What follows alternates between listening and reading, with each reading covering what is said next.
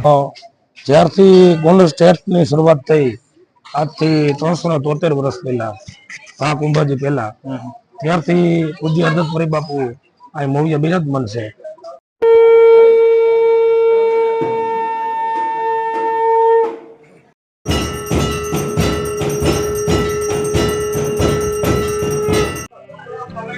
નમસ્કાર મિત્રો, ટીડી અને મોવિયા અપડેટમાં આપનું હાર્દિક સ્વાગત છે. મિત્રો, આપણે આવી ગયા છીએ મોવિયા અને અદત્તપુરી બાપુની 373મી તિથિ છે. તો અત્યારે હું મંદિરે આવી ગયો છું. તો ચાલો હું તમને બતાવીશ, અંદર દર્શન કરાવીશ અદત્તપુરી બાપુના, અને અહીંયા ભવ્ય શોભાયાત્રા નીકળે છે તો એના પણ દર્શન કરાવીશ. તો ચાલો આપણે જઈએ.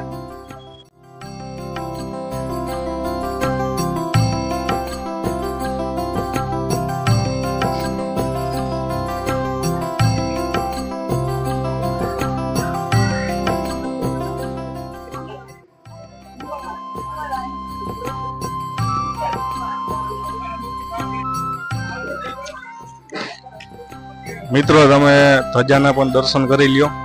અહીંયા 52 ગજની ધજા ફરકાવવામાં આવે છે બાપુની.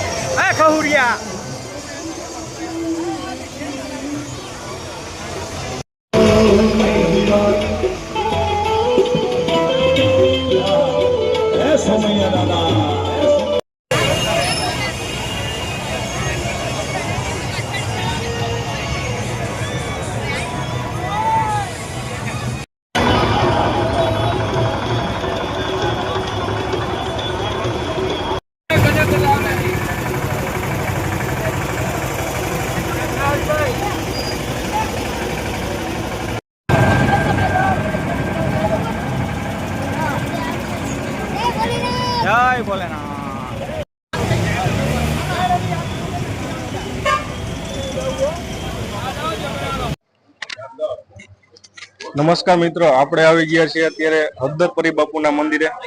તો મિત્ર, તમે જોઈ શકો છો અત્યારે મંદિરે ઊભા છે અને મંદિરના મહાશૈલેષપરી બાપુ અત્યારે આપણી સાથે ઉપસ્થિત છે અને આશીષ અદા પણ ઉપસ્થિત છે. તો આપણે બે શબ્દ એને પૂછીએ. આશીષ અદા, તમારું અને શૈલેષપરી તમારું 3D વ્લોગ અને મૂવી અપડેટમાં હાર્દિક સ્વાગત છે. આ મંદિર વિશે તમે બે શબ્દ બોલો. જ્યારથી ગોંડલ સ્ટેટની શરૂઆત થઈ આજથી 373 વર્ષ પહેલા, આ કુંભાજી પહેલા, ત્યારથી પૂજ્ય હળદરપરી બાપુ આ મોવિયા બિરાજમાન છે. અને આજે મોવિયાની ધરતી ઉપર આજે 28/9/2024 આજે 373મી તિથિ આ પૂજ્ય બાપુની ઉજવાઈ રહી છે. અમારો 2 દિવસનો દર વર્ષે કાર્યક્રમ હોય છે.